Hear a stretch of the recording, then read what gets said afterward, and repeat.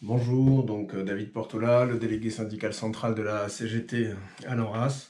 Exceptionnellement, on est en plein week-end, donc cette petite vidéo que je fais seul, d'habitude on préfère être plusieurs, sur les deux points qui nous importent à chacun le plus en ce moment. La question de la prime associative pour les exclus des 183 €, pour les exclus du Ségur. Le deuxième, c'est la question qui énerve énormément ou qui inquiète, ou les deux. C'est la question de la fin du surclassement d'internat pour tous nos jeunes collègues, nos nouveaux collègues, ou s'ils ne sont pas nouveaux, tous les collègues qui sont amenés à re-signer des CDD ou à signer des CDI. Je rentrerai plus tard dans le détail. Donc la question très importante de la fin du surclassement d'internat, sur laquelle nous allons tout faire pour faire revenir l'employeur sur cette question, ne doit pas nous faire absolument pas oublier, mettre de côté la revendication pour les collègues administratifs, des services généraux, pour les ouvriers de production dans les ESAT, pour les enseignants, pour les apprentis. Ça ne doit absolument pas nous faire mettre de côté cette revendication d'une prime associative, de revendiquer nationalement toujours les 183 € pour tous, et de mettre en place une prime associative donc pour compenser ces 183 € qui ne sont pas versés à l'ensemble des professionnels, voire plus, que je viens de lister. C'est très important, puisqu'il en va, y compris de la survie de nos établissements. Ça, on l'a développé déjà dans les manifestations du 31 mai, dans la grosse journée du 29, y compris avec le très réussi rassemblement sur lequel vous trouverez le compte rendu qui va s'afficher là-haut. Il vous suffit de cliquer, vous verrez la vidéo qui est issue de ce rassemblement. Donc sur ce point de la prime associative et des 183 € pour tous, une première réponse sera apportée le 30 novembre, puisque le 30 novembre, c'est la future NAO sur cette question. Donc vous le savez depuis, sans doute, si vous avez écouté l'actualité pendant la grève des raffineries, etc. La NAO, c'est la négociation annuelle obligatoire qui doit parler des salaires et éventuellement des primes, puisque vous le savez, en l'Enras, on ne peut pas négocier une augmentation du point, ça c'est quelque chose qui se fait nationalement. Par contre, ce qu'on peut faire, c'est discuter sur les éléments variables de salaire, comme on dit, et en l'occurrence, pour la CGT, ce qu'on réclame, c'est une prime associative qui vienne compenser les 183 € qui n'ont pas été versés aux collègues comptables, enseignants, ouvriers de production, etc. Je ne vous refais pas toute la liste. Malheureusement, il y a une liste. Donc sur cette question, bien sûr, on ne change rien. Et si le 30 novembre, ce qui nous est proposé n'était pas suffisant, bien entendu, on vous appellerait à la mobilisation pour que nous puissions avoir cette prime, pour que cette prime puisse être octroyée, en particulier dans ces mois de fin d'année, avec la question de Noël. On sait tous que c'est à ce moment-là que les primes ou les augmentations de salaire sont les bienvenues. Le deuxième point sur lequel je voulais revenir aujourd'hui, c'est la question, et qui s'est rajouté dans le courant du mois d'octobre, dans le 25 octobre, c'est la question de la fin du surclassement d'internat. Alors d'abord, qu'est-ce que c'est le surclassement d'internat?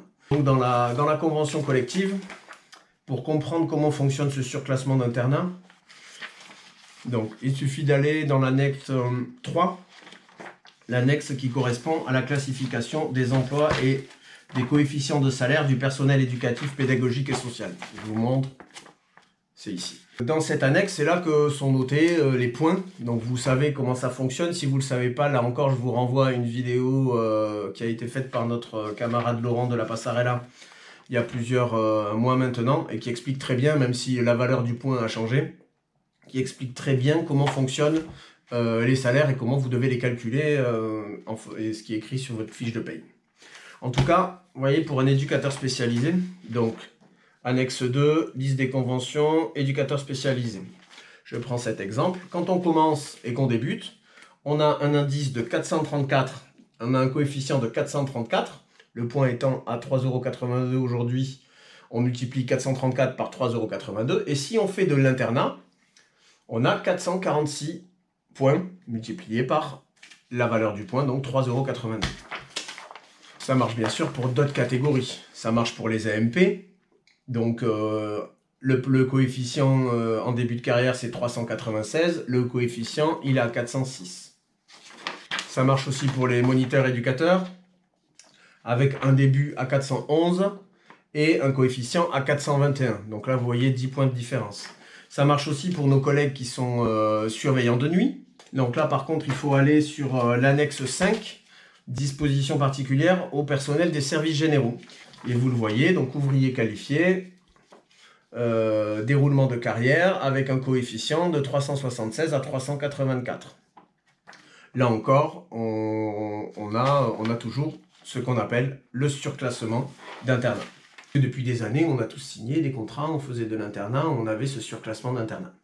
Donc depuis le 1er novembre, les collègues qui signent un CDD ou un CDI, ou qui sont intérimaires, en ITEP, IME, en MEX, en SEJ, en PAD, en PhD, etc., et qui par exemple ne font que les semaines et pas les week-ends, c'est essentiellement autour de ce souci-là que ça se pose, tous ces collègues-là perdent entre 35 et 60 euros, donc une perte de salaire importante. On sait que quand on est déjà au SMIC, ce qui est le cas pour un grand nombre des collègues déjà cités, ou très très proches du SMIC, donc c'est une véritable régression sociale qui semble organisée à l'ANRAS. Pour la CGT, bien sûr, c'est inacceptable. D'abord, bien sûr, le célèbre principe de « on commence par les nouveaux ».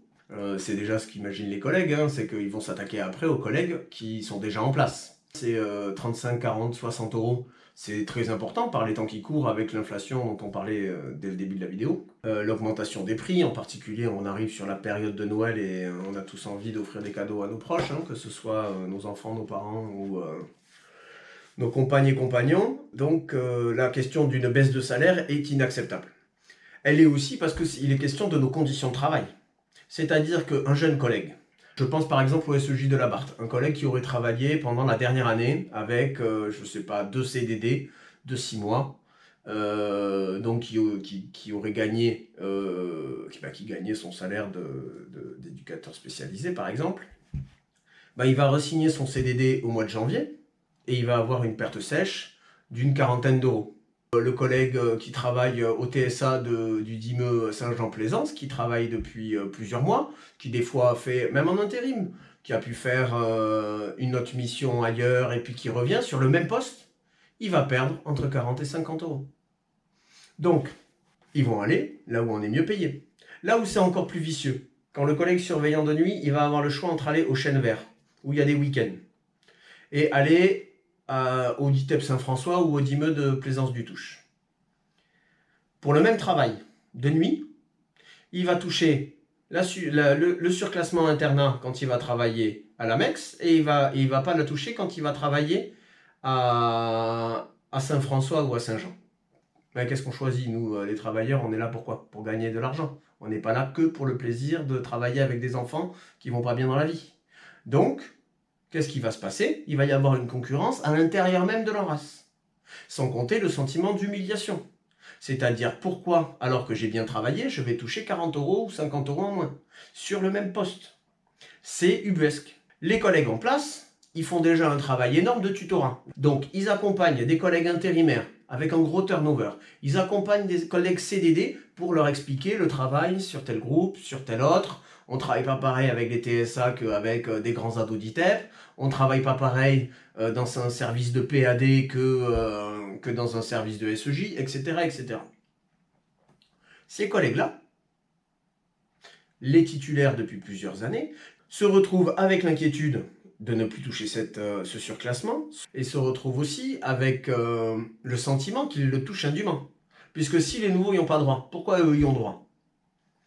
Donc il y a une espèce de mauvaise ambiance qui est mise en place par cette situation. Comme je le disais juste avant, ce surclassement, il a été imaginé en 1989. C'est un camarade de l'APF qui nous racontait ça, merci Cédric, quand le secteur peinait à recruter.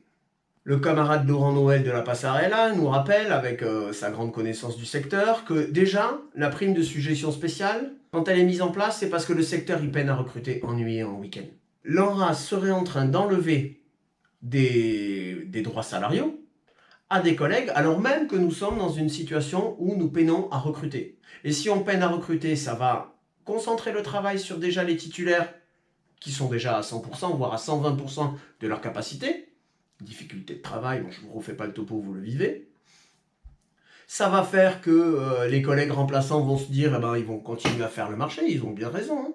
Ils vont regarder où est-ce que c'est qu'on est le mieux traité.